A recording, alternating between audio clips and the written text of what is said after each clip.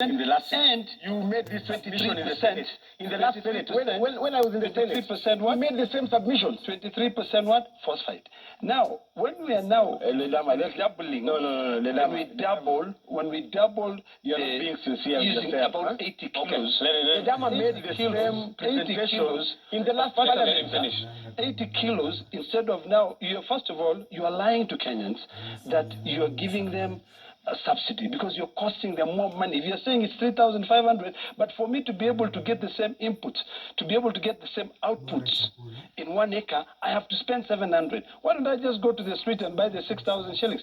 And that is actually what is happening right now. But in fact, right now, if you turn this TV and you watch Cast TV, you will hear farmers are complaining even in Elgeyo Marakwet. They are saying, "Ata hii at 3,500 iko wapi?" I was hoping you'd say Chamge FM. You know, CG, I don't know what it is. Yes, Chamge FM or something like that. You see, let me just finish. Because I have to rebut and I have to respond to everything that he's saying. So, number one, this issue of subsidies that they are talking about is a scam because they are not being honest. Okay. Number two, the issue of the handshake. The handshake. I want to be very, very honest with you. We are not interested in a handshake. So those brothers of mine and sisters of mine you're talking about, that they are talking to you or they are your customers at night, please, my brother, let's call a spade a spade. Unajua mwanaume anazaliwa siku moja na nakufa siku moja. Name them. Sema ni fulani. And me, I want to warn them. We are not wasting our time here. We are fighting for Kenyans. If you are putting us in the streets and then you come in here and lament and then at night you are alone. Okay? You are alone in this maandamano. So I can tell you, you are alone. Okay, then let me be the last man. I can tell you, because your colleagues are negotiating with us at night. And you know that. I don't know. Because what I know is that the reason why we are calling for the demonstration is because the cost of living. So what proposals so unbearable? Tell us the proposals you have. How do you want? That was going to be one of my questions. So let's hear it. Proposals from both sides. You've asked for the proposal, and I'm saying this. Number one, Kenyans are no longer naive. Give us a roadmap. Give us a roadmap of how you'd want us to reduce the cost of food so that we can see. My brother here talked about, you see, if you could just shut up and let me talk, it will make my life much better. Okay. Because if you are shouting here and shouting here, I will continue talking and I will not change my thoughts, but it will be a shouting match. Let us be open to each other. My brother here said that in the last parliament is the one that introduced all these taxes. Now, if you really care about this country, and you care and you say, okay, it is the last parliament, which he was not a member of UDA or Jubilee then. He was a member of Azimio. We were demonstrating with this young man in the streets. Until I saw light. You know, call it light, call it darkness, whatever. Now, if indeed we saw President Uhuru Kenyatta listening to Kenyans when people were crying about the introduction of 16% VAT on fuel. And they were able to negotiate, and they brought it down to 8%. That is the amount which is. If really what you're saying is true, so then why don't we do this? Why don't this country now, which cares about the people, say, first of all manufacturing levies, all these other taxes, we are suspending them. There is a better way of this government collecting taxes. You know, don't overtax people. You know, when you look at the economies, this time, when we are just coming out of COVID, and the cost of living started going up because of COVID. When people could not be able to go to their farms, when people could not be able to work, life became so difficult. We could not be able to import whatever we were importing. So it started going up. The government then saw the need to be able to do what? To do away with certain taxes. Why not? Now that we are all crying and saying these taxes are killing us, they are killing Kenyans, why not say, we don't want this tax, we don't want this tax and this tax? Is there any nowadays, Senate, let me finish. Nowadays, no, I also everything. What are you saying? Is there anything Senate can do? There's absolutely nothing. Go home. And I'll tell you why. There's absolutely nothing. I've just told you they are buying our members. You know, they are buying our members so that anytime you bring an amendment, they have not anytime you bring him an amendment to anything, they say, hii sheria inapita without a comma, or even anything didn't change. Let it proceed like so what amendment? Wait, Malala, let him finish. You know, I'm coming to you. The truth is, even in the last government, and I always say, I always put facts out there. Whether you like them or not, I will say. I stood alone in one afternoon, and I brought in amendments to the Energy Act and the Petroleum Act. Okay? I stood alone. You can go and look at the Hansard. And I stayed for almost 2 hours passing those amendments, the Committee of the Whole. Okay? Some of them are, and then the then Minister of Energy then was not Henry, what's his name? The former minister. He was now running to become governor. He's a good, Charles Keter. I went to see Charles, and I told Charles, please, these things are wrong. Can we change this thing? Can we change this thing? He said, no. Go. Just go. The instructions are very clear. Do not even change a full stop. Pass them. So all the amendments that I brought, I literally just wasted my time for over 2 hours alone in the Senate. Who was the president then? Alone in the Senate. And then, of course, the president then was Uhuru Kenyatta. Malala, hang on, I'm giving you your chance. But the deputy president was William Ruto. And the handshake, brother? No, I don't care about handshake that time. Listen, let's just be factual here. Yeah. There's no point of us coming here on national television. No, and then we come and become, my brother here is juvenile. Let's be factual. No. What we're saying is this, and I'll summarize. His parting shot. I'll summarize this briefly. I want Kenyans to go to the Library of Parliament and request for 3 reports which will be able to help us all bring sanity on the table. Report number 1 is the Kennedy Kiluku report of 1992. Report number 2 is the Justice Okiwimi report. Okay? And then report number 3 is the Kriegler report. We need to know where we are coming from, where we came from, and where we are going. Number 2, power is transcendent. All these things that we are fighting here, if the truth is that we respect the Constitution, there is absolutely no reason as to why we should be bypassing Parliament to introduce certain punitive decisions in the cabinet that will end up affecting Kenyans. Okay. And finally, on my parting shot on this issue, is this. If we are truly democratic, allow Kenyans to picket, to demonstrate, remove, don't spend the 2 billion, don't make us lose 2 billion. Don't increase, if you really care and you're democratic, instead of increasing the police budget to be able to buy tear gas, increase that police budget to be able to give them free health care. Okay. Malala, you can now come in. And Malala, both of you gentlemen in this room, I must say, are perceived as hardline antagonists in your respective sides. At this juncture or crossroad that Kenya finds itself in, would you say that you're part of the problem or part of the solution? Malala, let me start with you on that one. I have insisted this point time and again, that we are willing to talk to our brothers. We are willing to listen to their proposals. But some proposals cannot be implemented. They're not realistic proposals. Like the simplistic approach he's introducing on issues of, and the government should remove all taxes. We have a country to run. We have the free primary education to facilitate. We have the university education to facilitate. We have the healthcare sector to facilitate. A country cannot run without revenue collection. And therefore, the suggestions that you're bringing must be reasonable suggestions. Ours, we've said that we are going to engage with all like-minded Kenyans to bring to get to an amicable solution to this stalemate that we have right now. We want our country to move on. We had our plan. Our plan was that we stimulate this economy through projects like the housing project. You've seen recently the president was focusing more on the housing project so that it can stimulate our economy by offering young people of Kenya job opportunities. We are pumping a lot of money in the TVET institutions so that we can train our young people to be absorbed in the housing project. We have a target of having more than 2 million households within a period of 5 years, and we are focused to ensure that we deliver our mandates to Kenyans.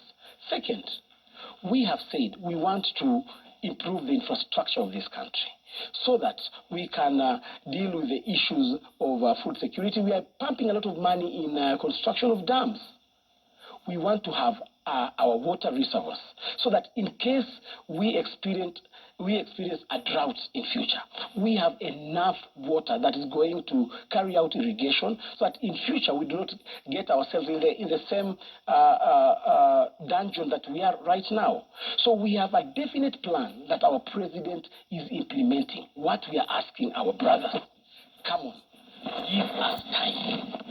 Give our president time to implement his manifesto. Even the Auditor General audits books of accounts after 1 year. We are only 6 months into government. Kindly give President William Samoei Ruto time to implement his plan, and I can assure you, we have an able leader in President William Samoei Ruto. Okay. As we now reflect on what the next week could look like, you mentioned earlier there was damages to your headquarters in Kisumu. You're working on repainting that. Is that correct? Yes. It is quite a pity that demonstrators who are hired by ODM went to our UDA office to destroy and to torch our... And you need to prove that they were hired. Yes, they were hired by ODM because they are the ones who were demonstrating yesterday. Nobody else there is no correlation there, but yes. Carry on. And we have said that we are going to write to the register of political parties to ensure that ODM are accountable to this heinous act. They must be accountable. They must pay and compensate the owners of the vehicles which were torched yesterday, and this must come to a stop. We are also going to ask the High Court to suspend disbursement of the political parties' funds until this matter is heard and determined, because we do not want to set this as a precedent. How soon are you doing this? Are you doing this tomorrow? Yes, we are. I'm the Secretary General. I'm the one who is writing to the Register of Political Parties, and I'm also instructing our party lawyer to institute a court case against ODM. This must come to an end. Okay. Because we are setting a bad precedence that when you are dissatisfied with somebody, you touch down their political party's offices. That is a cake. But we are telling the Kisumu people that on Tuesday, we are going back to Kisumu to repaint.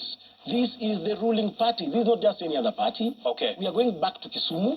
We are going to continue with our grassroots membership drive, and Kisumu is going to be yellow. And I want to congratulate the leaders of Nyanza region who have come out in large numbers to emancipate themselves from these shackles of political oppression that has been happening since the era of... okay. Noted. Just a moment. Yes, briefly. We are running out of time. Those leaders have seen lights at the end of the tunnel. Because the current leaders who have been shielding themselves behind the shield of ODM have been using their political positions to have an egocentric gain out of their political positions. But the community has always been isolated. Go to the Kenya Police Service. You will find very few people from Nyanza because these guys have been isolated at one corner of the country. But our president is determined to ensure that he brings all the Nyanza people on board. You've made your point. So Monday. But before we go to Monday, okay. Let me just respond to something. You know, I know the former Senator Malala very well. You know, this is a guy who can write for you a play, and that play will win the Academy Awards.